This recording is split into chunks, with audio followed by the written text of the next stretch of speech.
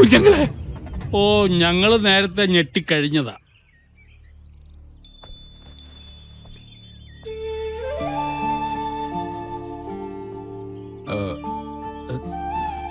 എനിക്ക് പറയാനുള്ളത് പോലും കേൾക്കാൻ കൂട്ടാക്കാതെ എന്നെ ഭ്രാന്ത പിടിപ്പിച്ചില്ലേ നീ.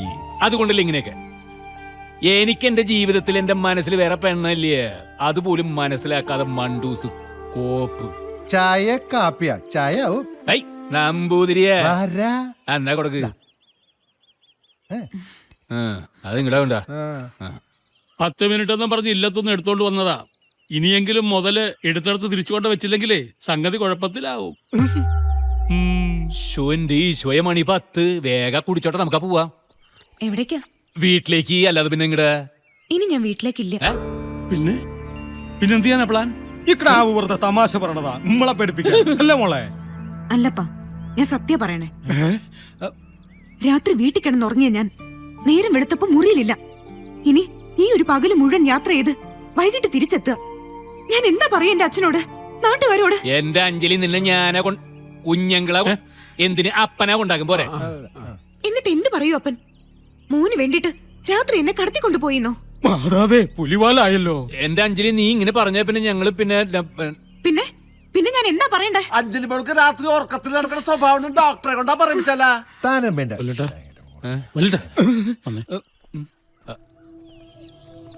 എന്താ വല്യേട്ട ഒരു വഴി? എല്ലാം പൊന്നളിയന്റെ ബുദ്ധിയല്ലേ. ഇനി ഇത് നൂരാനൊരു വഴി കൂടി പറഞ്ഞതാ. കുഞ്ഞുഞ്ഞിന്റെ മനസ്സിലൊരു വഴി തെളിഞ്ഞു വരുന്നുണ്ട്. പക്ഷെ ഇത്തിരി കടന്ന കേസാ. വല്യേട്ടൻ കൂടെ നിൽക്കണം. എന്തൊട്ട് തേങ്ങണെന്ന് വെച്ചാ പറയടാ. ദൈവം തമ്പുരാൻ ഒന്നും കാണാതെ ഒന്നും ചെയ്യത്തില്ല. നാളെ നടക്കാനുള്ളത് ഇന്ന് നടക്കുന്നു എന്ന് വിചാരിച്ചാ നീ മതി. തൊള്ള തുറന്ന് കാര്യം പറയടാ. ഇന്ന് ഉച്ചയ്ക്ക് മുമ്പ് അവരുടെ രജിസ്റ്റർ മാരേജ് നമ്മൾ നടത്തും. എടാ പോത്തെ, തന്തയിലമ്മ പറയരുതട്ടാ. വല്യേട്ട, ഈ ഊരാക്കുടുക്ക് രക്ഷപ്പെടാൻ ഇതല്ലാതെ വേറെ വഴിയില്ല. ഇല്ലെങ്കിൽ അവൻ മാത്രമല്ല, നമ്മൾ 5 പേര് വഴിയെണ്ണും. സംഗതി കിഡ്നാപ്പ്. കാലം വേറെയാ. എന്റെ കർത്താവേ.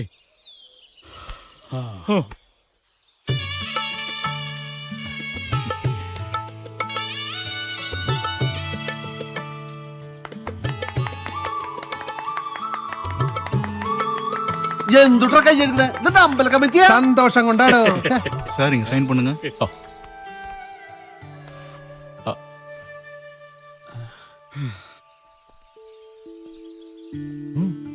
சார் சைன் பண்ணுங்க சார்.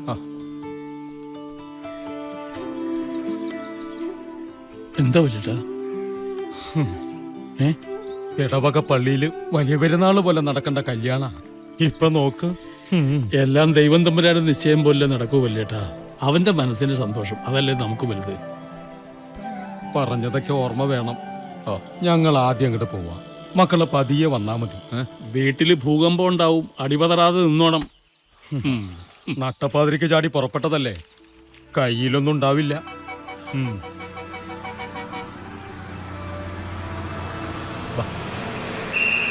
ഏതെങ്കിലും നല്ല ഹോട്ടലിൽ കയറി ചാപ്പാടൊക്കെ അടിച്ചിട്ട് സാവധാനം വന്നാ മതി.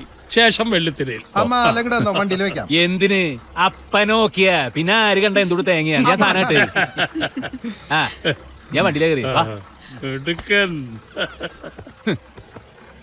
തിരുമണം പെണ്ണി വരുന്നാട്ട അണ്ണാച്ചി. ഒരു അങ്ങടായിരുന്ന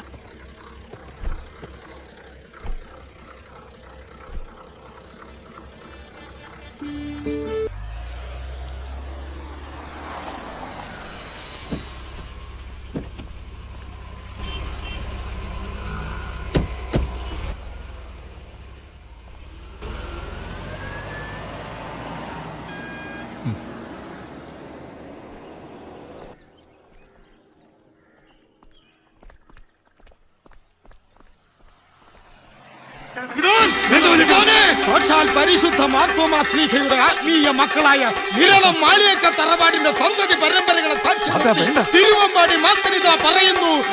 ഞാൻ അരിഞ്ഞു കളയും ഞാൻ നരാധമനെ.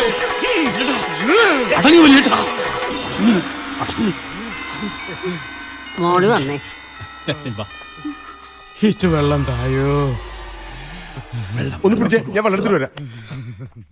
പിള്ളേരകത്താട്ട് പോയാ വെള്ളം വേണ്ട.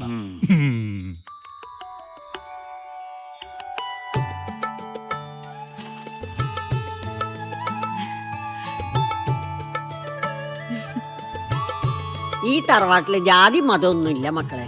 എന്റെ കുഞ്ഞു മോയിച്ച പെണ്ണ്, അതാരായാലും അവള് ഞങ്ങൾക്ക് മാലാഖിയ. എന്തേ പാതിരാത്രി പോയിക്കൂടെ? ശരി. പോരാ. ആദ്യ രാത്രിയാ പോയ ഇവിടുന്ന്.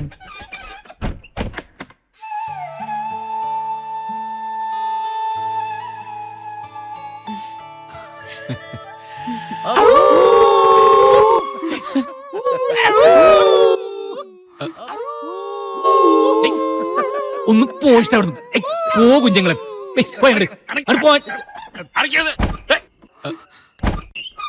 എന്താ ഇത് കുമാര, ഒന്ന് വേഗം ആയിക്കോട്ടെ. ഉത്സവത്തിന് ഇനി ദിവസം ഇല്ലാന്നറിയാലോ. അതെ, ദേവി പോലെ 8 കൈയൊന്നും നമുക്കില്ലാട്ടാ.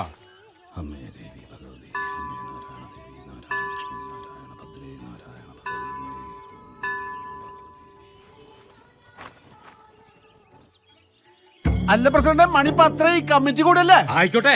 എന്താ പരമേശ്വര, തുടങ്ങല്ലേ?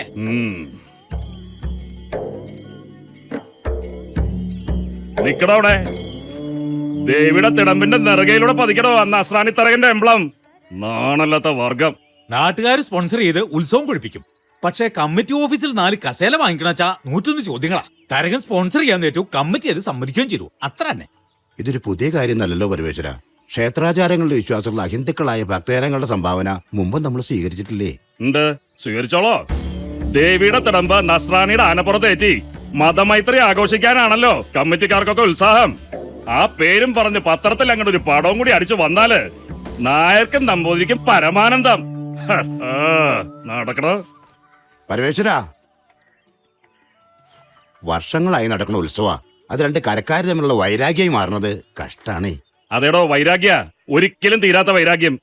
ഉത്രങ്കര ദേവിയുടെ തിടമ്പ് ആ നസ്രാണിയുടെ ആനപ്പുറത്ത് കയറിയ അന്ന് തുടങ്ങിയ വൈരാഗ്യ. അതിനൊരു അവസാനം കുറിക്കാൻ പറ്റുമെന്ന് ഈ പരമേശ്വരന് നോക്കട്ടെ. അതെ, പൊന്നുമോൻ നമ്പൂരിശെ കെട്ടിച്ചിട്ട് അപ്പന്റെ തോളി പൂണുലു കയറില്ല. അത് ഓർത്ത് വച്ചോട്ടാ.